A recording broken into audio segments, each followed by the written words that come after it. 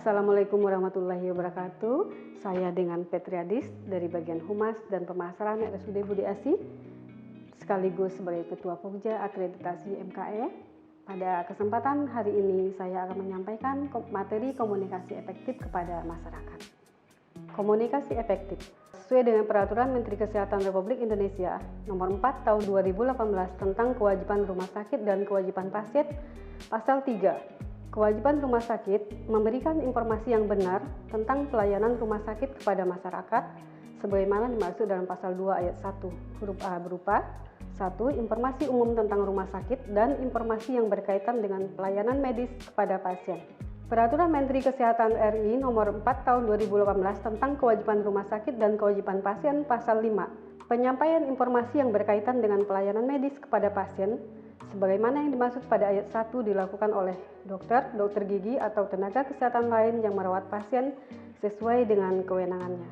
Komunikasi efektif. Komunikasi efektif adalah suatu pertukaran informasi, ide, perasaan yang menghasilkan perubahan sikap sehingga terjalin sebuah hubungan baik antara pemberi pesan dan penerima pesan.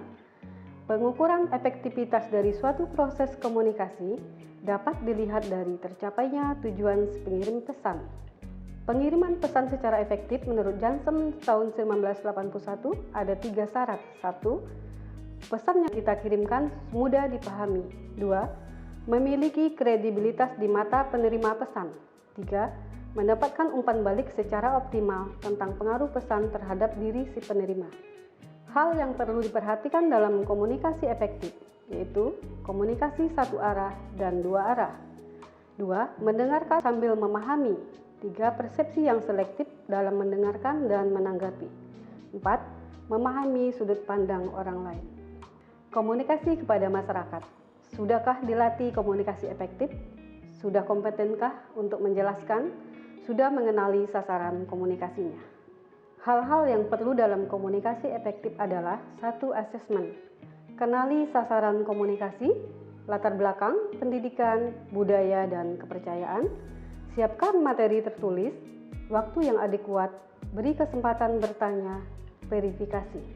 Kenali audien. Komunikasi harus selalu dikemas agar sesuai dengan tingkat pemahaman pendengar. Ketahui tujuan dan topik. Perjelas apakah memberikan informasi spesifik, meminta informasi atau sosialisasi, siapkan semua materi dan detailnya. Strategi komunikasi. 1. Demografi populasi yang dilayani rumah sakit. Terdiri dari usia, etnis, agama, tingkat pendidikan termasuk buta huruf dan bahasa. 2. Hambatan komunikasi. Harus ada penerjemah. 3. Asesmen kemampuan dan kemauan belajar.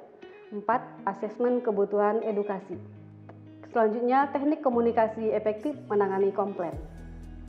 1. Memahami komplain. Fakta tentang komplain adalah 96% pelanggan yang kecewa dengan perusahaan kita memilih diam dan tidak mengajukan komplain. Dan 91% memilih pindah ke lain hati dan tidak kembali lagi ke bisnis kita. Kabar pelayanan pelanggan yang buruk mencapai lebih banyak 2 kali lipat yang mendengar daripada pujian atas pengalaman pelayanan yang baik. Dan dibutuhkan 12 kali pengalaman positif untuk mengatasi satu pengalaman negatif yang tidak terselesaikan. Karena komunikasi yang tidak efektif, MK DKI menangani 127 pengaduan pelanggaran disiplin, ditemukan 80% disebabkan kurangnya komunikasi antara dokter dan pasien. Depkes.go.id tahun 2011. Tahun 2006 sampai 2011, KKI menangani 317 kasus dugaan malpraktek. Mayoritas pengaduan disebabkan komunikasi yang salah antara dokter dan pasien. Poskota tahun 2015. Sebesar 35% komplain rumah sakit disebabkan oleh komunikasi yang buruk. Selanjutnya, pengobatan di bawah standar dan kesalahan diagnostik. 5 harapan komplainer yang harus kita tahu. 1 adalah solusi dan informasi. 2. Ingin diperhatikan serius. 3. Pelayanan yang lebih baik. 4. Permintaan maaf. 5. Kompensasi finansial. Dampak keluhan pasien. 1. Demoralisasi karyawan. 2. Kehilangan kepercayaan pasien terhadap pelayanan yang kita berikan. 3. Kampanye negatif.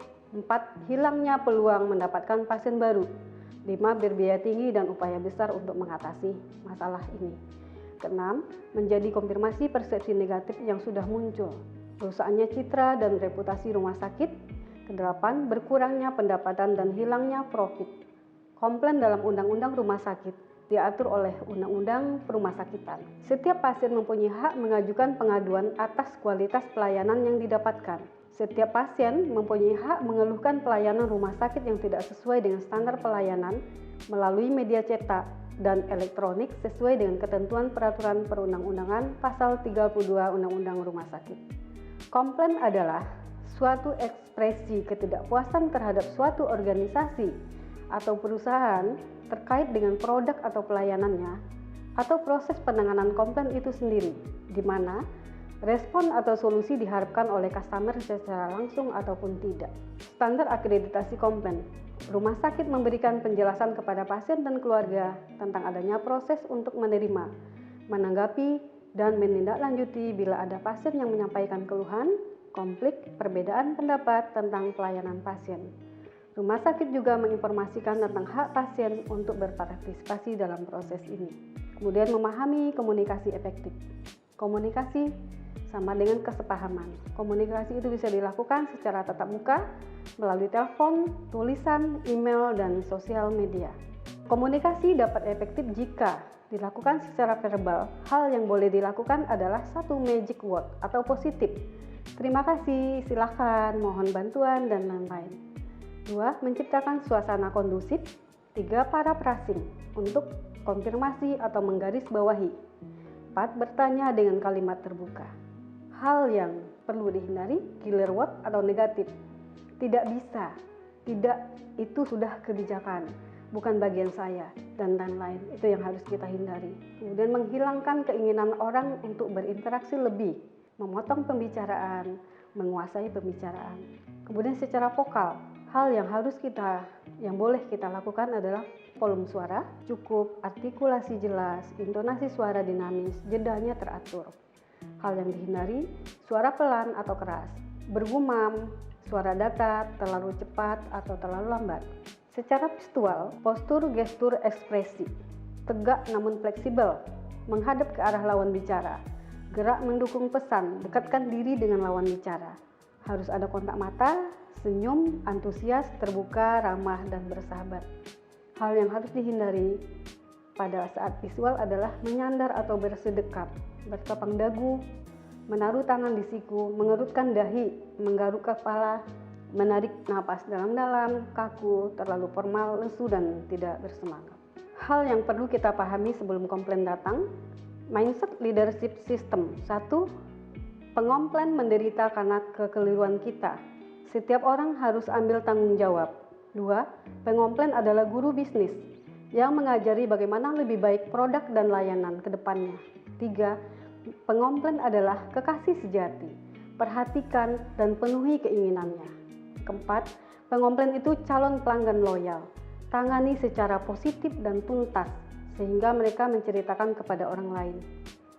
Kemudian ciptakan budaya kelola komplain. Kultur. Pemimpin harus memutuskan bahwa customer service menjadi prioritas utama. Kedua, melatih. Cook.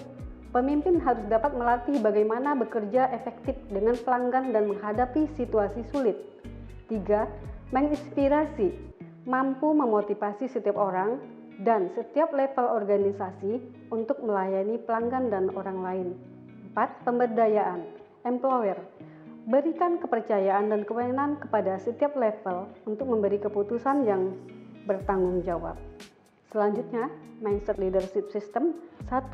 Buat pelanggan gembira dengan produk layanan kita. Kepuasan pelanggan adalah cara efektif mencegah adanya komplain. 2. Tempatkan orang yang tepat. Antusiasme membantu pelanggan memahami produk atau layanan dan senantiasa memberikan nilai kepada pelanggan. 3. Kelola dengan baik kanal dan fasilitas pengaduan yang bisa diakses kapanpun dan dimanapun. Keempat, prosedur yang jelas, cepat, dan solutif yang evaluasi dan ditingkatkan untuk customer service. Hal yang harus diperhatikan saat menangani komplain. 1. Beda pasien, beda menanganinya. 2. Beda masalah, beda solusinya. Beda rumah sakit, pasti beda kebijakan dan ketentuannya. Tip yang bisa dipelajari dan diikuti. 1. Cepat merespons saat masih on. Semakin lama, semakin sulit dikendalikan. Sekecil apapun komplain, respon secepatnya, jangan tunggu informasi lengkap. 2. Respon ketika komplain masih hangat, jangan tunggu basi. Respon keluhan ketika komplainer masih online. Pelajari cepat inti dari komplain itu sendiri. Kedua, mendengarkan aktif. Dengarkan dengan seluruh tubuh Anda, memperhatikan dengan seksama pada lawan bicara. Tidak lakukan aktivitas lain yang tidak relevan. Contoh main HP atau main pulpen pada saat kita mendengarkan customer kita sedang berbicara. Tidak memotong pembicaraan pasien. Bersikap sabar ketika pasien terdiam dan mencari kata-kata yang pas. Kemudian yang ketiga, perhatikan nonverbalnya. Perhatikan nada suara, kontak mata, ekspresi wajah, diam dan tangan, postur, lengan dan kaki. Memastikan posisi pasien juga nyaman ketika berkonsultasi, misalkan mendengarkan sambil duduk. 4. Tunjukkan rasa empati. Tidak ada orang yang mau dapat masalah dan disalahkan. Empati, kemampuan untuk memahami dan berbagi perasaan orang lain. Kemudian tunjukkan bahwa Anda meluangkan waktu untuk dia. Tidak mengingkari nyeri yang dikeluhkan pasien. Pasien boleh didampingin keluarga. Kelima, KISS, keep it short and simple, singkat dan sederhana. Berbicara dengan jelas, pesan yang disampaikan, artikulasi dan ringkas. Ingat, pesan kunci mesti tidak kaku, bahasa yang dimengerti oleh pasien. 6. Mengajukan pertanyaan. Selain untuk memperjelas, mengajukan pertanyaan menunjukkan Anda tertarik dengan pembicaraan lawan bicara. Kemudian gunakan pertanyaan terbuka, kecuali untuk menyimpulkan atau menegaskan poin. Jangan menyanggah, fokus pada pemecahan masalah. Hadapi dengan transparan dan tepat janji. 7. Klarifikasi dan meringkas. Anda dapat menggarisbawahi poin penting, mengkonfirmasi yang tidak jelas atau multitafsir, itu harus jelas. Meringkas apa yang disampaikan. 8. Obati kecewa hati. Kembalikan harga diri. Akui kekeliruan jika ada dan minta maaflah. Penuhi harapan dan solusi. Sekurangnya ada alternatif solusi yang ditawarkan. Perlakukan berbeda atau kejutan yang tidak berlebihan. Berikan kompensasi. 9. Umpan balik. Siap mendapatkan atau memberikan umpan balik. Ungkapkan kesan positif setelah selesai pembicaraan. Mintalah testimoni setelah selesai. Apresiasi atas kesan, masukan, kritik dari lawan bicara. Hal yang harus kita lakukan setelah komplain itu hilang. Perbaiki layanan agar pelanggan terkesan. 1. Perbaiki atau masalah yang lebih besar akan terjadi. Evaluasi yang dilakukan, kekurangan produk dan layanan.